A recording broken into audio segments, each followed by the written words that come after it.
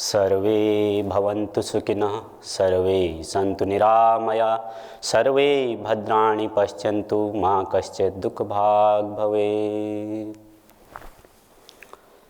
गुरुजनों के शुभ आशीष से, भगवान के अनुग्रह से और आप सभी भाई बहनों के पिता तुल्य बुजुर्गों, श्रद्धामयी माताओं, हम उम्र के सभी साथियों की असीम प्यार से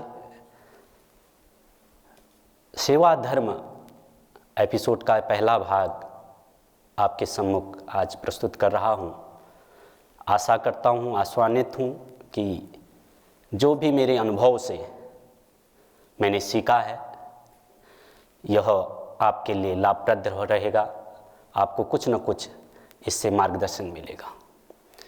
सर्वे भवन्तु सुखिनः, सर्वे सन्तु निरामया, सर्वे भद्राणि पश्यन्तु मा कश्चित् दुःखभाग् भवेत्। वेदों की यह पावनी ऋचा है। जब सर्वे भवन्तु सुखिनः, सर्वे सन्तु निरामया की बात करते हैं, यह शब्द हमारे जिह्वा से निकलता है। यह अपने आप में यह प्रकट करता है कि हमारा जीवन ही सेवा के लिए है, समर्पण के लिए है, त्याग के लिए है। अपने जीवन को तपाकर इस मानव कल्याण के लिए, इस मानवता की रक्षा के लिए है। पूरे ब्रह्मांड में, पूरे संसार में चाहे जितनी भी जातियां रहती हैं, जब हम वैदिक सनातन संस्कृति की बात करते हैं, सभ्यता की बात करते हैं, सृष्टि के आदिकाल से ही पूरे विश्व को मार्गदर्शित करने का कार्य, सेवा की ओर प्रवृत्ति करने का कार्य, यह वैदिक सनातन संस्कृति के करोड़ों करोड़ों ऋषि मुनियों के द्वारा आगे बढ़ाया गया है। विश्व में कोई भी ऐसा पंथ नहीं है, ऐसी संस्कृति नहीं है जिसने भारत से नहीं सीखा हो, जिसने भारत के ऋषि मुनियों, वीर वीरंगनाओं के पच्चिनों पर चलकर प्रकाश नहीं पाया हो। यह भारत की संस्कृति को क्यों कहा जाता है कि यह विश्व की प्राचीनतम संस्कृति है?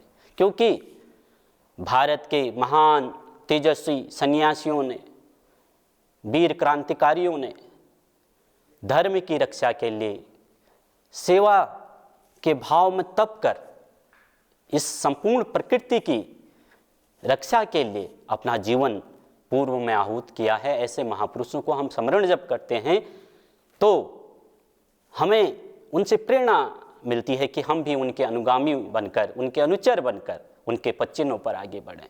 विश्व में एक ही संस्कृति है, वैदिक संस्कृति है, सनातन संस्कृति है, जो अन्य पंथों से अलग है।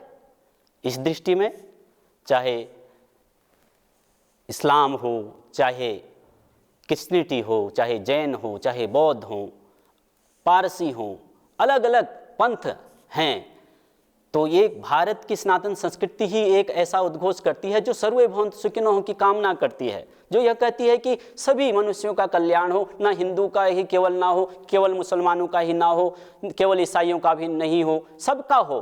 जो भी संसार में जीव जगत में रहते हैं, जो भी मानव रहते हैं, सबका कल्याण हो। इसलिए इससे कहा जाता है एतत् देश प्रसूतस्य स आकाशात् अग्रजन्मनः स्वं स्वं चरित्रम शिक्षेरन् पृथिव्याम सर्व मानवा। ये मनु महाराज का उद्घोष है। हजारों साल पहले उद्घोष कर रहे हैं कि पूरा संसार भारत के ऋषियों की शरण में आकर सेवा भाव सीखने के लिए हमारे ऋषियों के चरणागत बैठकर अपने आध्यात्मिक उत्कर्ष और भौतिक उत्कर्ष की शिक्षा दीक्षा लिया करता था। भारतीय सनातन संस्कृति की जब बात करते हैं, यहाँ 84 करोड़ योनियों की बात होती है। यहाँ बात होती है पुण्य और अपुण्य की, पाप और पुण्य की यहाँ पर बात होती है। 84 करोड़ योनियों, अगर हम बुरे कर्म करते हैं, हमारे जीवन में सेवा साधना अगर नहीं रहती है, तो हम 84 करोड़ योनियों में, भोग योनियों में प्रविष्ट हो जाते हैं। वहाँ अपने पापों का प्रायश्चित करने हमें जाना पड़ता है। अगर पुण्यों का आश्रय लेते हैं, महान क्रांति धर्मा, शांति धर्मा महापुरुषों के शरणागत होकर हम महान सेवा के प्रकल्प को संजोते हैं, कार्यों में संलग्न हो जाते हैं, तो हम नर से नारायण बन जाते हैं, हम स्वर्ग के वासी बन जाते हैं, हम मोक्ष के भागीदार बन जाते हैं। इसके पीछे एक ही होता है, त्यागपूर्व जीवन जीना और त्यागमय जीवन देकर मोक्ष को प्राप्त करना। यही तो मनुष्य का धर्म है, यही तो पृथक करता है हमें जानवरों से, पशुओं से।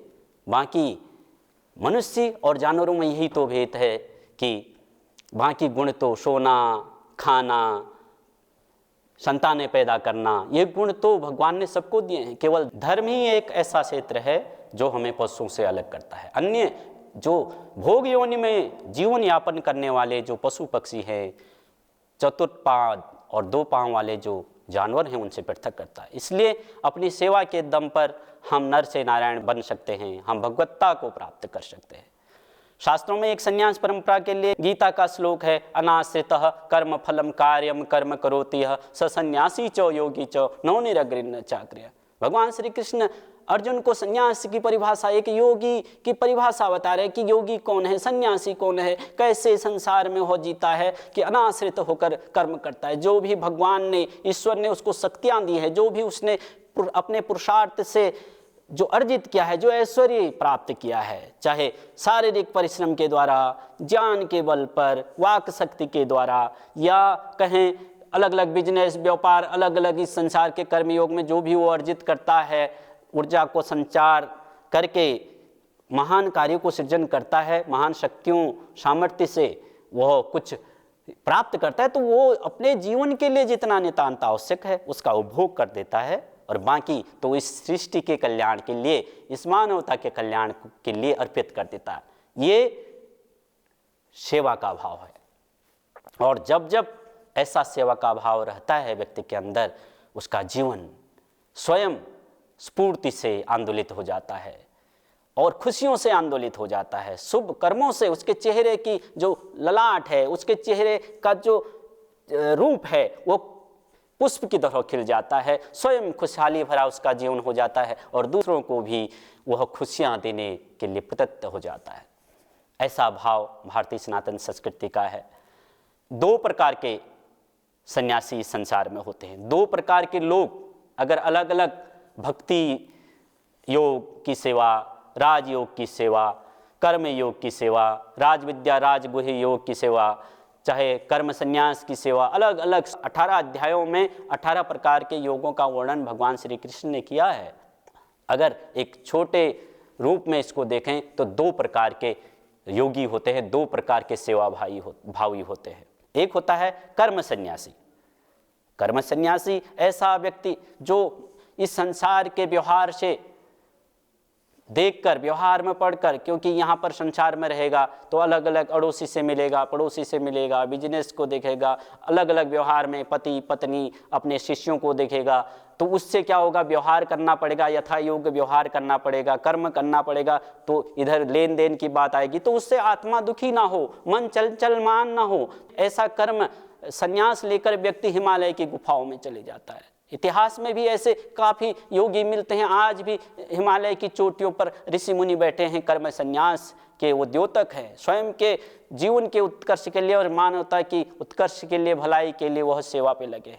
दूसरे प्रकार के वो लोग हैं, वो योगी हैं, वो सेवक हैं, वो समाज सेवक हैं, वो कर्मयोगी भाई बहन हैं, निष्काम कर्मयोगी भाई बहन हैं, जो अपने निष्काम कर्म योग के द्वारा अपने जीवन के लिए जितना नितांत आवश्यक है उतना हम उपभोग करें, उतना हम भोग करें, बाकी अपने पुण्य को अर्जित करने के लिए, अधिक से अधिक पुण्यों को प्राप्त करने के लिए, मानव कल्याण के लिए, इस जीव जगत के कल्याण के लिए लगा दें। जिससे कि मैं मन को 1 सेकंड का भी समय ना दूं और इतने व्यस्त रखूं अपने चित्त को कि सेवा पर इतना व्यस्तता रखूं कि जीवन कट जाए सेवा करते करते और पूर्ण ब्रह्म को प्राप्त कर ले। उधर एक कर्म सन्यासी है, एक कर्मयोगी है।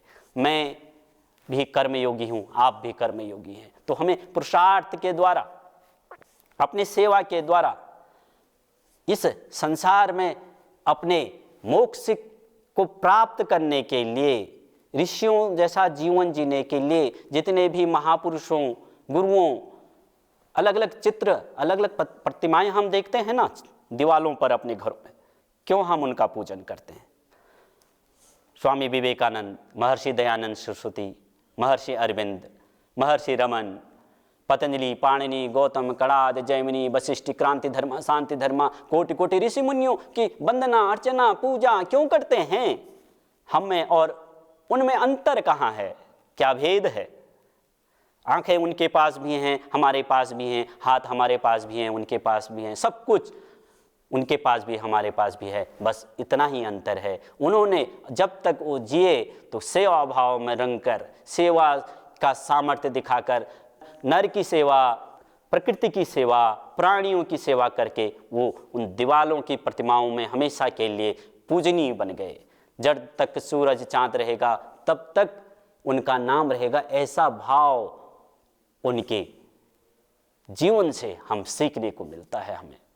तो ऐसा चरित्र हमारा हो, ऐसे गुणों का समावेश हमारे अंदर हो। भगवान राम की हम आराधना करते हैं, अयोध्या जाते हैं, काहे के लिए जाते हैं? इसीलिए तो जाते हैं कि एक बालक गुरुकुल में, वशिष्ठ ऋषि के गुरुकुल में अध्ययन करने जाता है, वेदों की ऋचाओं का अध्ययन करके आता है, जीवन का अनुशासन सीख कर आता है उस गुरुकुल से, घर आता है, समावर्त संस्कार की तैयारी होती है उसकी, तो राजसी आसन की तैयारी है, तिलक होने वाला है, तो घर आके पिता के कहने पर, एक वाक्य पर कहने पर कि तुम वनवास चले जाओ 14 साल के लिए, तो राम पितृभक्त, राम गुरु भक्त, राम आदर्श पिता राम एक क्षण में संकोच किए बिना प्रस्थान कर लेते हैं, जीवन की कठिन चुनौतियों के लिए जंगल की ओर चले जाते हैं।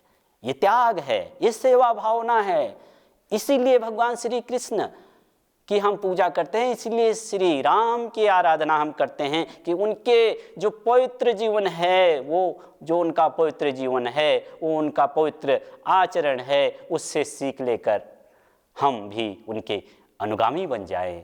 वो सेवा हम उनसे सीख लें, वो पुरुषार्थ, वो चरम पुरुषार्थ, वो तपस्या का गुण, स्वयं को समाज के लिए, मानवता के लिए, परिवार के लिए तपाने का गुण जो उनके अंदर है, वो हमारे अंदर आ जाए और उसके लिए मैं अहर्निश पुरुषार्थ करके उसको प्राप्त करने के लिए पूरा जीवन को अपना न्यौछावर कर लूँ, अपने जीवन को बलिदान कर लूँ, ऐसे तप के लिए, ऐसी सेवा के लिए। यही तो हमें आदेशित करते हैं, यही हमें प्रेरित करते हैं, यही ईश्वर की पूजा है कि जितने भी महान आत्मा इस धरा पर पैदा हुई हैं, जितने भी महापुरुषों ने इस धरती पर जन्म लिया, तो उनका आचरण जो उन्होंने अपने जीवन में किया उसको हम धारण कर लें, उनका आचरण को हम प्राप्त कर लें। यह भाव जो है ये भक्ति को उजागर करता है, ये सेवा को उजागर करता है, ये त्याग को उजागर करता है, ये समर्पण को उजागर करता है। हमारे जीवन को एक आम जनता से एक उठाकर, आम भीड़ से, इस संसार के भीड़ से उठाकर एक अलग व्यक्तित्व इस समाज में खड़ा कर देता है। ये सेवा के, समर्पण के, त्याग का कारण ही होता है। प्रकृति, ये जितनी भी प्रकृति हम देखते हैं, पेड़ देखते हैं, नदी देखते हैं, नाले देखते हैं, सूरज को देखते हैं, क्या संदेश देती है? यही तो हमें संदेश देती है कि सेवा कर लो। सूरज का प्रकाश, सदियों से सूरज हमें प्रकाश दे रहा है, सदियों तक देता रहेगा, लेकिन कुछ हमसे लेता नहीं है। वृक्ष कभी नहीं फल भके, नदी न संचय नीर, परमारथ के कारणे साधुन धरा शरीर। कितना कठिन है एक वृक्ष को विराट बनने में, कितनी एक आम की गुठली को जमीन पर हम डालते हैं, उसको डालते हैं, जमीन के अंदर गाड़ देते हैं, फिर उसको पानी देते हैं, खाद देते हैं, अलग अलग खरपतवारों से, कीट पतंगों से उसकी सुरक्षा करते हैं, पेड़ बाहर आता है, फिर उसको सिंचाई करते हैं, उसको पानी देते हैं, फिर जानवरों से उसके बचाव करते हैं, फिर वो विराट व्यक्तित्व के रूप में एक वृक्ष जन्म लेता है, फिर वो फल देता है वृक्ष। फिर छोटे बचपन में हम पत्थर मारा करते थे, पत्थर मारकर आम खाया करते थे, और सेवा का ऐसा स्वभाव उस वृक्ष का है कि ज्यों-ज्यों हम फल तोड़ते हैं, पत्थर मारते हैं, कितनी पीड़ा देते हैं उस वृक्ष की, फिर भी वो सर झुकाए रखता है, और ले लो मेरे फल मेरे भाइयों, और मिलो। ये सेवा का भाव, ये भारत का धर्म है, ये भाव भारत ने विश्व को दिया है। ये सेवा का जो प्रण है, ये सेवा का भाव है, ये भारत से स्फुटित होता है। इसीलिए भारत विश्व गुरु है, सेवा के बल पर, त्याग के बल पर, समर्पण के बल पर, सेवा के बल पर। अलग अलग महान विभूतियाँ इस धरती पर जन्म लिए हैं। महाजनो एन गता सौ पंथा, कि जितने भी इन चित्रों में, इन पोस्टरों पर, अपने दीवालों पर, मंदिरों में जिन शिव जी भगवान, श्री कृष्ण भगवान, राम जी, हनुमान जी, अलग अलग देवी देवताओं के चित्रों पर हम माल्यार्पण करते हैं, फूल चढ़ाते हैं, पुष्प चढ़ाते हैं। क्यों चढ़ाते हैं? प्रेरित कर रहे हैं कि उनका जैसा यशस्वी, तेजस्वी, वीरवान, शौर्यवान जीवन हम भी अपना गढ़ लें। यही तो हमें ये प्रेरणा दे रहे हैं सेवा के लिए। हमें चाहिए कि जितना भी कोशिश हो इनसे सीख लें, और ये काम जब भी होगा ये जवानी में होगा, क्योंकि संभावनाएं जवानी में ज़्यादा हैं, क्योंकि इंद्रियां स्थिर पड़ गई, आंखें देखने के काबिल नहीं हैं, वासना कैसे झेलेंगे? बुढ़ापा में तो वो सेवा की ओर प्रवृत्त नहीं हो सकती हैं। मुंह में भोजन की इच्छा है तो जवानी में हम गलत भोजन से भी जीवित रह सकते हैं, लेकिन बुढ़ापे में थोड़ा इधर उधर का असंतुलित भोजन आ जाता तो आदमी बीमार हो जाता। तो तब नहीं कह सकता कि मैं ये भोजन नहीं करूँगा, ये मिष्ठान नहीं खाऊंगा क्योंकि मुझे शुगर है। त्याग जवानी में होगा, और जिसने जवानी में त्याग किया होगा, जिसने जवानी में सेवा की होगी, चाहे वो किसी भी स्थान पर हो, किसी भी मजहब का हो, किसी भी धर्म का हो, किसी भी साधु हो या संत हो, फकीर हो या गृहस्थ हो, जिसने जवानी में सेवा की है, बुढ़ापा तो उसका परिणाम देता ही है। बुढ़ापा तो परिणाम है। कुछ को दुख हो सकता है कि स्वामी जी ऐसा क्यों करें, क्योंकि जीवन तो अनंत है, वो अगले जीवन की तैयारी कर रहे हैं, उनको भी साधना करनी चाहिए, उससे बाहर, वासनाओं से बाहर निकलने की कोशिश करनी चाहिए, तब त्याग करना चाहिए। अगर वृद्धावस्था भी है उनके, मैं खिलाफ नहीं बोल रहा हूँ, मैं तो जवानी का एक स्थिति बता रहा हूँ कि अगर जवानी में हमारी इंद्रियां भोगों में लिप्तता को प्राप्त नहीं होती हैं तो हम स्वयं बुढ़ापे में आनंदित हो सकते हैं, आत्मबल से लाभरो हो जाएंगे, पूर्ण रूप से भर जाएंगे बुढ़ापे में भी, कि जीने की इच्छा होगी, मरने की इच्छा ही नहीं होगी। मैं समाज में सेवा देता हूँ, जाता हूँ इधर उधर, लोगों को देखता हूँ, बुजुर्गों से मिलता हूँ, वयोवृद्ध लोगों से मिलना होता है, हजारों लोग गुरुजनों के आशीर्वाद से पूरे भारत को भ्रमण करता हूँ, तो अधिकतर बुजुर्ग, अधिकतर जो लोग हैं, जो एजेड हैं, ज़्यादा उम्रदार हैं, दुखी दिखते हैं, जीवन से दुखी देखते हैं, बच्चों से दुखी देखते हैं। एक जीवन में उनके अंदर एक भाव रहता है कि मेरी बुढ़ापे में कौन सेवा करेगा, लड़का साथ देगा नहीं देगा। कुछ ज़्यादा शारीरिक व्याधियाँ हो जाती है तो मरने की अपेक्षाएं करने लग जाते हैं कि भगवान मुझे मार, भगवान मुझे मार। ईश्वर को मैंने गाली देते तक देखा है गांव में कि भगवान मार, क्योंकि इंद्रियां स्थिर हो गई, अलग अलग शरीर व्याधियों में घिर गया है, आदमी मरने की इच्छा करता है और भगवान से कहता है कि मुझे मार मार, 50-60 साल में ही बोलने लग जाता है मुझे मार मार। ये भाव क्यों स्फुटित हो रहा है, क्यों ऐसा व्यक्ति करने लगा है? अगर जवानी में हमारा जीवन सेवा को समर्पित हो, क्योंकि जीवन अगर जवानी में सेवा को समर्पित हो जाएगा तो ये भाव ही नहीं आएगा। हम जीने की अपेक्षा करेंगे, जीना चाहेंगे कि अरे जी लूँ, मैं कुछ साल और जी लूँ, यही तो परोपकार का कार्य कर सकता हूँ, अपने पुण्य कर्मों को बढ़ा सकता हूँ, जिससे कि मुझे नरक योनि में जाना ना पड़े, गलत योनियों में, भोग योनियों में विचरण नहीं करना पड़े। ये भाव वहाँ से स्फुटित हो जाता है अगर जवानी में हमने सेवा की है। तो ये जवानी की सेवा करने की जो प्रवृत्ति है, ये हम में अभी जो जवान हैं उनके लिए अपेक्षाएं ज़्यादा हैं कि वो जवानी में ज़्यादा कर सकते हैं। अगर जवान हैं तो वो सेवा की ओर प्रवृत्ति, क्योंकि शरीर में बल है, जीवन में कुछ भी करना चाहते हैं उन कार्यों में प्रवृत्त वो हो सकते हैं। तो हम सेवा भावी बने, जीवन को अच्छे कार्यों पर लगाते हुए, शुभ कार्यों में लगाते हुए, जो भी जिम्मेदारियां भगवान ने दिए हैं इस कर्म योग की साधना में। जैसे कि मैंने कहा, हम कर्म योग में हैं, कर्म संन्यास हमने लिया नहीं है। कर्म संन्यासी तो वो जति, वो रति, वो तपस्वी, वो हिमालय की कंदराओं में, गुफाओं में तपस्या कर रहे हैं, वो पहाड़ों में, कंदराओं में, गुफाओं में तप में लीन है, सेवा में लीन है। वो भी स्वयं की उन्नति के साथ, आध्यात्मिक उन्नति के साथ साथ इस संसार के परोपकार की ही बात कर रहे हैं। इसलिए हम कर्मयोग में हैं। तो हमारी कोशिश रहे, चाहे हम कुछ भी कर रहे हैं। मैं एक सन्यासी हूँ, मेरा ये कोशिश रहनी चाहिए कि ये अभी मेरी इस उम्र से लेकर जब तक मैं इस धरती पर रहूँ तब तक मैं सेवा को समर्पित हो जाऊं, सेवा करते रहूं, सेवा करता हूँ। यही तो हवन करते हैं ना, जीवेम सरदा सतम पश्यताम सरदा सतम। यही तो अपेक्षा की जा रही है कि मैं 100 साल तक जीऊँ। कुर्मण्येव कर्माणि जिजीविच्छेद शतं समा एवं नाम ततो अस्ति ना कर्म लिपित। अनाश्रित होकर कर्म करते हुए 100 साल जीने की इच्छा कर मनुष्य के लिए कहा जाता है। ये शास्त्रों में, ये वेदों में ये वर्णन क्यों आ रहा है? ये हमारे उन महापुरुषों ने, उन महान जो ऋषि ऋषिकाओं ने क्यों कहा है?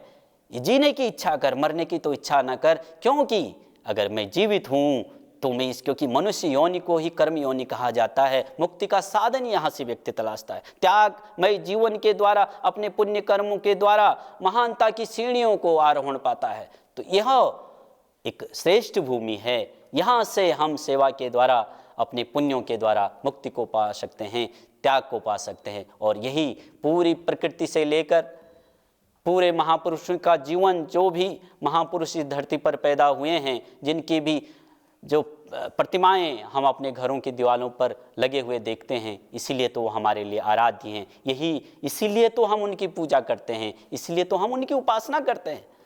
भगवान राम हमारे लिए इसीलिए आदर्श हैं, क्योंकि पिता के कहने पर व्यक्ति सिंहासन छोड़कर जंगल की ओर चले जाता है। ये भाव हमारे अंदर भी आए। अगर मैं राम का उपासक हूँ, मैं सच में कहता हूं कि मैं राम उपासक हूं, मैं गर्व से कहूं, अगर मैं जय सिया राम का नारा बुलंद करता हूं अपने मुंह से, तो ये भाव है कि मैं 14 साल की तपस्या की ताकत रखता हूं। ये नहीं भी है मेरे अंदर ये ताकत, तो मैं इसको अर्जित करने का प्रयास करता हूं। मेरी आंखों में वो माँ की करुणा है, उस माँ की दया है। मैं एक आदर्श माँ का पुत्र हूँ, मैं माँ के लिए आदर्श हूँ, मैं पिता के लिए आदर्श हूँ, मैं पत्नी के लिए एक आदर्श पति हूँ, मैं अपने बच्चों के लिए एक आदर्श पिता हूँ। ये भाव हमें भगवान राम से सीखने को मिलता है। इसीलिए भगवान राम हमारे उपास्य देव हैं। इसलिए भगवान राम हमें प्रेरणा दे रहे हैं कि आइए, जैसा मेरा व्यक्तित्व विराट बना है, मेरे द्वारा महान कर्मों को सृजन किया गया है, ऐसे ही हमें, मेरे भक्तों को, राम भक्तों को, कृष्ण भक्तों को, चाहे अलग अलग उपास्य देव हों, चाहे हनुमान के उपासक हों, कृष्ण के उपासक हों, ये फिर क्रांति धर्म, शांति धर्म, जितने भी इस गौरवशाली भारत के इस सजीव इतिहास में रहे हैं महापुरुष, उन्होंने इसी बात की ओर हमारा ध्यान आकर्षित किया है कि उठो जागो, जब तक चलते रहो तब तक चलते रहो, जब तक पूर्ण ब्रह्म को ना प्राप्त कर लें। इसलिए हमें अच्छे से अच्छे काम करके और स्वयं करना, दूसरे से कराना, ऐसा भाव रखकर, ऐसा महर्षि दयानंद सरस्वती जो आर्य समाज के संस्थापक हुए हैं, उन्होंने एक बहुत अच्छी प्रेरणादायी बात की है कि स्वयं करना और दूसरे से कराना। कुछ लोग तो अच्छा कार्य करते हैं, घरों में भी कुछ लोग तो कहते हैं कि मैं तो अच्छा हो जाऊं। एक्चुअली ये साइंटिफिक अप्रोच नहीं है, ये स्पिरिचुअल अप्रोच भी नहीं हो सकते कि मैं सुधर जाऊं तो दूसरा, कब सुधरने की कोई तारीख तो है नहीं, तो व्यक्ति सुधरेगा कब?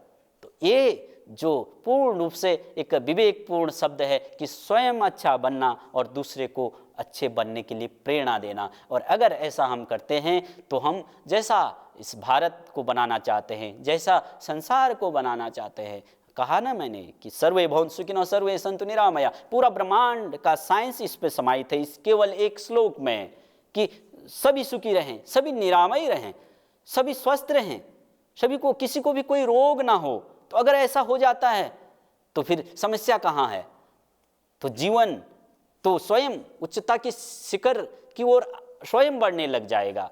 ऐसा हमें करने का प्रयास करना है। और अगर ऐसा हम करने में सफल होते हैं तो जैसा हम जीवन जीना चाहते हैं, हम रात को सोते समय जब सोएं तो एक बुरा सपना तक ना देखें, हम जीवन चेतन अवस्था में कुछ कर्म करें तो निराशा मेरे दूर दूर तक फैले नहीं, दूर दूर तक मेरे निराशा मेरे को आए नहीं, और मैं स्वयं भी निराश ना हूँ और दूसरे के लिए भी आशा के किरण बनकर दूसरे को प्रकाशित करूँ। ये भारत का अध्यात्म है, ये भारत का साइंस है, ये भारत का ज्ञान है, ये भारत का विज्ञान है। आपके लिए, मेरे लिए, सबके लिए प्रेरणा स्रोत हैं पूज्य स्वामी जी महाराज। देखिए भगवान ने, ये मैं तो ऐसा देखता हूं कि पिछले 3000 सालों में इतने गुणों को समाहित कर कर भगवान ने इस महापुरुष को भेजा है। एक आदर्श योगी, वेदों का जानकर, पूरे भारतीय सनातन संस्कृति के जो शास्त्र है उनका प्रकांड विद्वान, शिक्षा, भारतीय वैदिक शिक्षा पद्धति कैसी हो, एक आदर्श परिवार कैसा हो, न्याय व्यवस्था कैसी हो, चिकित्सा व्यवस्था कैसी हो, अर्थव्यवस्था कैसी हो, वैश्विक अर्थव्यवस्था कैसी हो, कृषि व्यवस्था कैसी हो, गाय पे कैसे काम करना है, राजनीति व्यवस्था कैसी हो, स्वयं का उद्धार कैसे करें, हम कैसे खुश रहें, स्वास्थ्य को कैसे प्राप्त करें, हम आयुर्वेद के द्वारा कैसे चिकित्सा को प्राप्त कर ले, जो मैनेजमेंट की स्किल, जो MBA MCA करे हुए जो स्किल बच्चे जो IIM से नहीं सीख सकता है, हार्वर्ड कैम्ब्रिज से नहीं सीख सकता है, वो एक सन्यासी, लकड़ी के खड़ाऊ पहनने वाला सन्यासी, 2 कपड़े ओढ़ने वाला सन्यासी इस विश्व को आज समझा रहा है। ये इतना आसान नहीं हो सकता। आप भारत के इतिहास से लेकर पूरे विश्व के इतिहास में जितने भी महान चरित्र आज तक हुए हैं उनका अध्ययन करें तो एक कुशल व्यक्तित्व, नेतृत्व, जो 16 कलाओं का जानकार हम भगवान श्री कृष्ण को कहते हैं, हम अष्ट सिद्धि नवनिधि के दाता भगवान हनुमान को कहते हैं, तो ये सिद्धियां ही तो भगवान ने श्रद्धेय स्वामी जी महाराज जी को दी है, पूज्य गुरुवर स्वामी रामदेव महाराज जी को दी है। ये हमारे लिए सौभाग्य है कि उनके द्वारा जो विभिन्न क्षेत्रों में बहुआयामी उनका व्यक्तित्व, विराट व्यक्तित्व है, उससे प्रेरणा लेकर हम कुछ सीखें और स्वयं उस व्यक्ति के जीवन रहते हुए अगर हम सीख सकें और ये तो हमारा जीवन का ही सौभाग्य हो जाता है। और ऐसा करके हम सेवा के माध्यम से अपने जीवन को महान बना सकते हैं और इस संसार के लिए हम उपयोगी हो सकते हैं। अगली बात हम अगले एपिसोड में करेंगे। तब तक के लिए ओम सर्वे भवन्तु सुखिनः, सर्वे सन्तु निरामया, सर्वे भद्राणि पश्यन्तु, मा कश्चित् दुःखभाग् भवेत्। ओम शांति शांति शांति।